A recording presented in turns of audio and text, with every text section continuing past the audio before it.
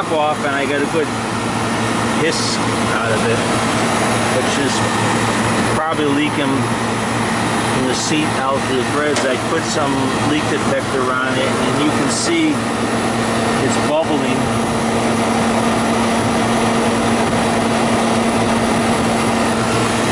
So what I'm going to do is change the dryer filter right now. So, and then when I'm done, I'll check it for leaks, and I'll put, this has a nut on it right here that you can tighten up, but since I'm going to move it, that was kind of loose, so I'll change the dryer and then I'll check it then. But we want to get a new filter on there. So the first thing I'm going to do, my suction pressure is 22. I want to pump it down. So this is the king valve coming off the receiver tank. And close it all the way in. That way the compressor pumps all the gas from the suction line from the evaporator coil through the compressor, through the condenser, into the receiver tank, and up to this point. And refrigerant won't get past this point. Got these nice weeds here. A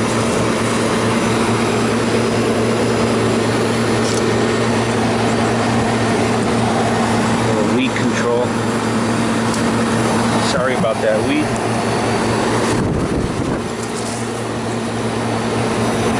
Place gets overgrown sometimes. These days I'll have to get the sawzall out.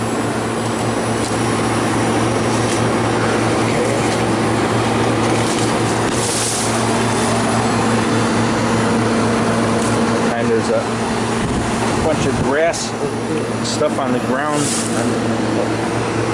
and I moved the grass, and I saw the grass was moving up and down a little bit, and I thought maybe there was a snake under there, so I got a screwdriver and I moved it. It was 3 little baby bunny rabbits. You know, they were in a little nest and they were hopping it up and down.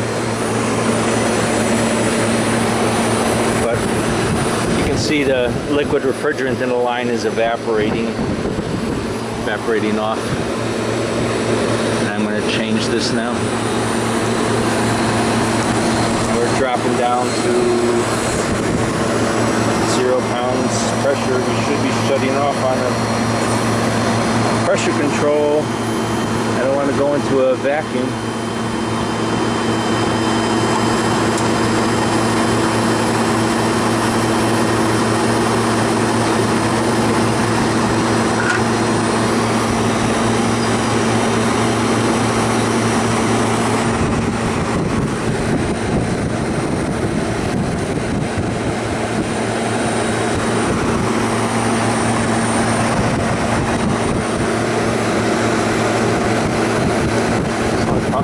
Down to 0. Should go into a vacuum. This shouldn't be set that low, actually.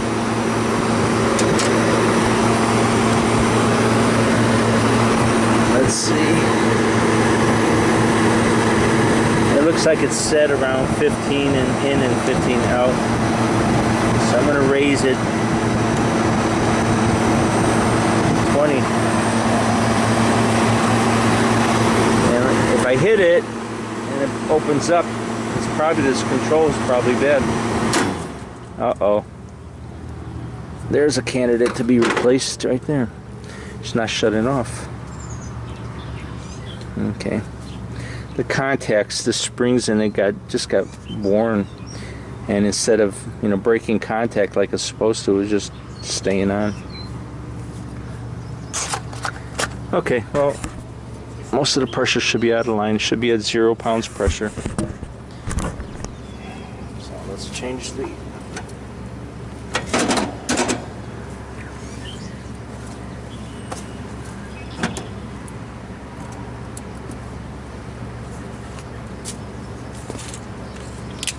Got a new roll of Teflon tape, and this stuff's pretty good.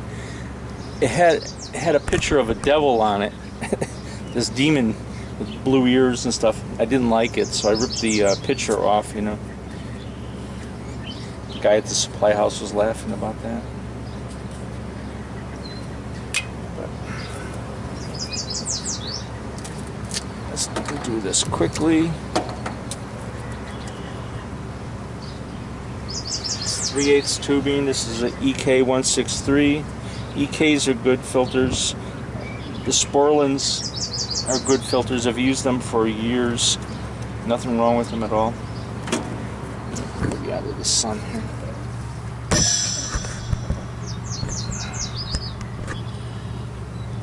But I like to use leak lock. I've been using it a long time, and it works really good. It hardens a little bit. It's not hard. The original leak lock would get real hard, and it'd be hard to take off. You really had to put your elbows into it. But for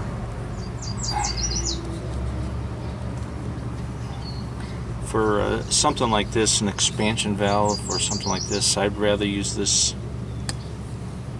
leak lock just because it's a little firmer than some of the other stuff.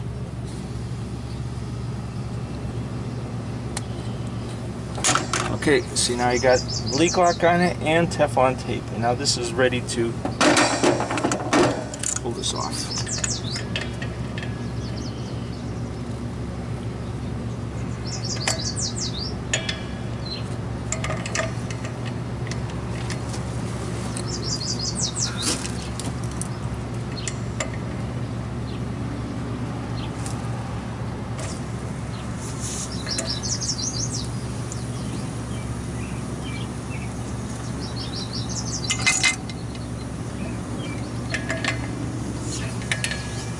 I generally like to break and tighten with big wrenches and then go to a smaller wrench because it's just easier to wield.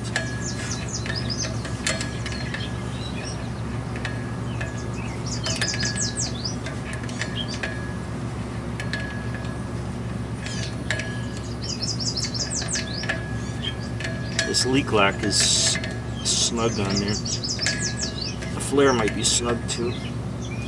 I like to put pretty snug flares on it. I don't like to leave weak flares. Now this flare doesn't look too good. I want to change it.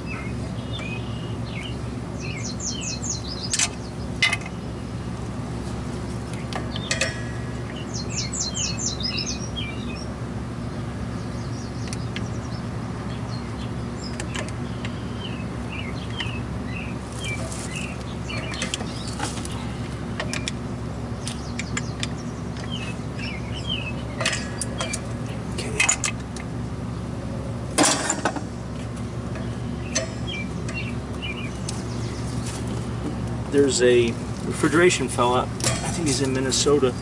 He's commented a few times on some of my videos, and you can tell when somebody knows what they're doing just by their comments. And he recommended that I get a yellow jacket flaring tool. It was a little pricey, but I did. It was, and I tried it and I like it a lot. It works. I've got it here. You'll see in a second. It does a very nice flare. I'm used to the Imperial ones for years. I've used those. They're just hard to turn the little wing on it. I complained about it, and Arnie Grote, I believe that's his name.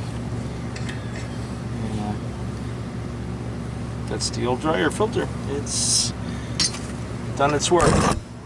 Now what I don't like is this flare here has gotten is small. I mean, you see, if you can see, it's not going all the way to the edge of the flare nut. And I mean, it'll work, but it's a candidate for a good leak. Now I think I can just extend this one. I don't have to cut it.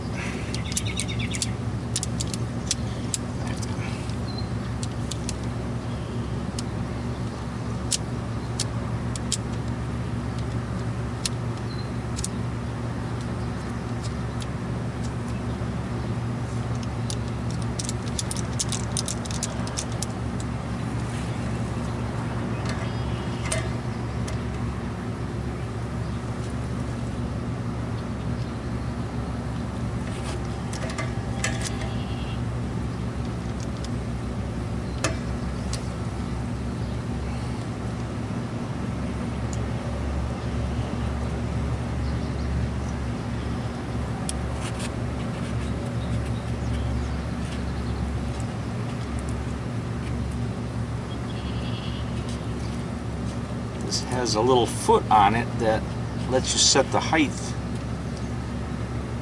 of the flare, which is nice. It's pretty solid.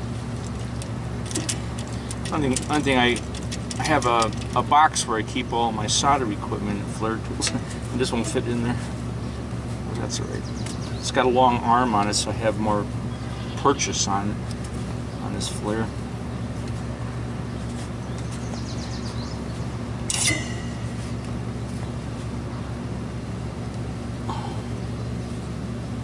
Alright, let's see if we can get this out.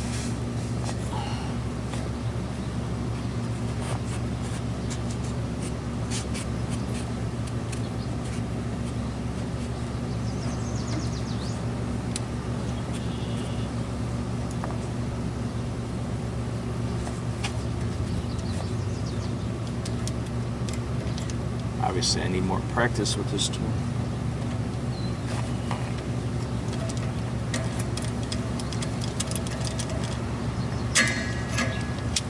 Jeez.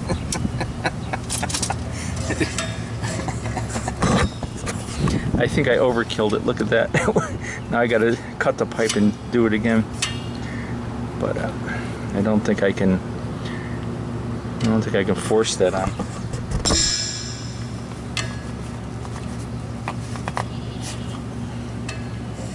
No, I'll do it.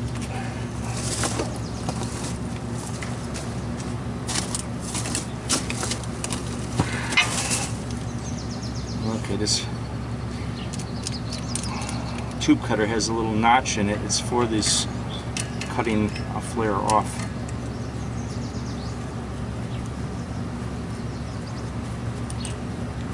Did a nice flare, just did it too big. Okay, that's step one. I'm gonna take my reamer.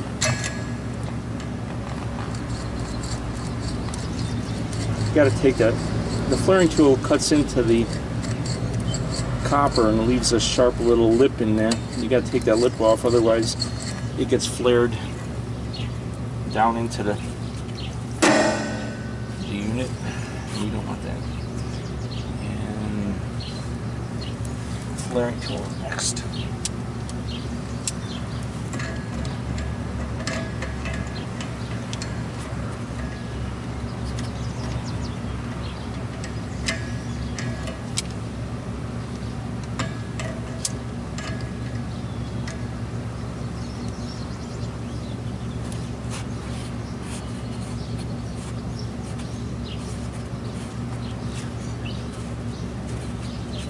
Every day is a learning experience.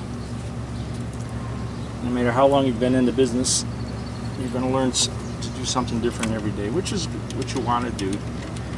You don't want life to be, you don't want to be a boring postal worker. You want challenges in your life. And that's what it's all about. It's a lot of challenges.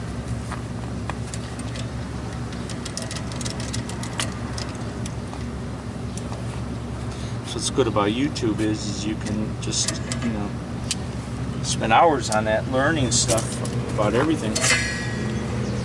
Oh. Okay, this one is, this flare is kind of biggish too. But look how smooth it is. It came out really nice and smooth. I'm pretty happy with that. And it fits right into the threads. How about that? I didn't over tighten this one. There's little copper filings in there you can help with, but they're going to end up getting stuck in the new dryer filter in time. And what I want to do is,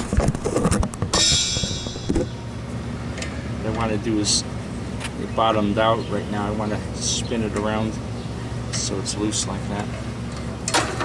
Okay, new filter.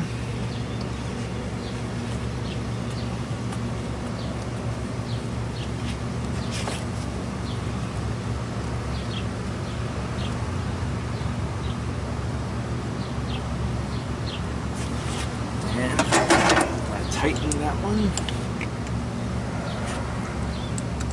This is a an EK163. It's a 16 cubic inch dryer. That's the 1.6. And the 3 is 3/8. So a 163.